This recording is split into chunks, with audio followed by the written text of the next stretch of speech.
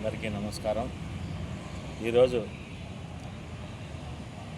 రాష్ట్ర శాసనసభలో senior TDP నేత, రాయలసీమలోనే మంచి గుర్తింపు పొందిన రారాజుగా పేరు పొందిన సుగవాసి పాలకొండరాయుడు మృతికి సంతాపంగా తెలియజేస్తూ ఆయన సేవలను కొనియాడుతూ అసెంబ్లీలో తీర్మానం ప్రవేశపెట్టి 2 నిమిషాల మౌనం పాటించడం అందరికీ ఆయన అభిమానుల్లో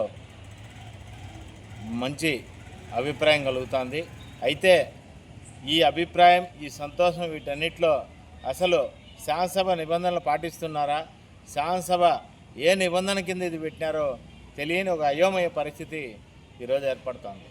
ఎప్పుడో 1952 నుంచి నేటి వరకు జరిగే ప్రతి అసెంబ్లీ సమావేశాల సందర్భంగా తొలి రోజు అసెంబ్లీ సమావేశాలు జరిగితే ఈ అసెంబ్లీ సమావేశాల నుంచి మరో అసెంబ్లీ సమావేశాల మధ్యకాలంలో మృతి చెందిన శాసనసభ్యులకు నివాళులు అర్పించి ఆ రోజు శాసనసభ సమావేశం వాయిదా వేసి బీసీఏ మీటింగ్ ఏర్పాటు చేసి దాని మేరకు అజెండా మేరకు మరుసటి రోజు నుంచి సభా కార్యక్రమాలు నిర్వహించడం సభ సాంప్రదాయం. రాష్ట్ర శాసనసభకు సంబంధించిన సభలో ఈ సాంప్రదాయానికి భిన్నంగా గతంలో ఒకసారి సమావేశం జరిగింది. ఇప్పుడు మళ్ళీ 4 రోజుల తర్వాత 5వ రోజు 4 రోజులు సమావేశాలు జరిగి అనేక బిల్లుల ఆమోదం పెట్టి ప్రవేశపెట్టి ఆ తర్వాత ఈరోజు పాలకొండరాయుడిని సేవలను కొనియాడుతూ గుర్తించుతూ ప్రవేశపెట్టడం అంటే దీన్ని రాజకీయ విశ్లేషకులందరూ కూడా ఆశ్చర్యంగానే వ్యక్తం చేస్తున్నారు.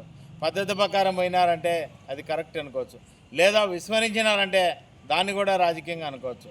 కానీ చంద్రబాబు నాయుడు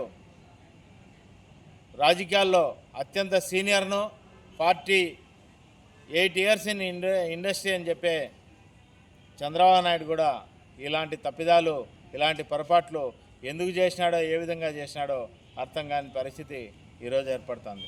పాలకొండరాయుడు చనిపోయిన క్రమంలో ఆయన కుటుంబాన్ని పరామర్శించడం కానీ, ఇదేదాంటి కడపలో జరిగే మహానాడుకు లోకేష్ పోతూ 1/2 కిలోమీటర్ వచ్చి వాళ్ళ కుటుంబ సభ్యులను పరామర్శించకుండా ఆయన మరణం, ఆయనకు సంబంధించి అంత నిర్లక్ష్యం వహించిన తెలుగుదేశం ఈరోజు నిబంధనలకు విరుద్ధంగా, సభా సాంప్రదాయాలకు విరుద్ధంగా ఎందుకంత ప్రేమ వలగబోస్తుందో అర్థం కాని పరిస్థితి ఉంది.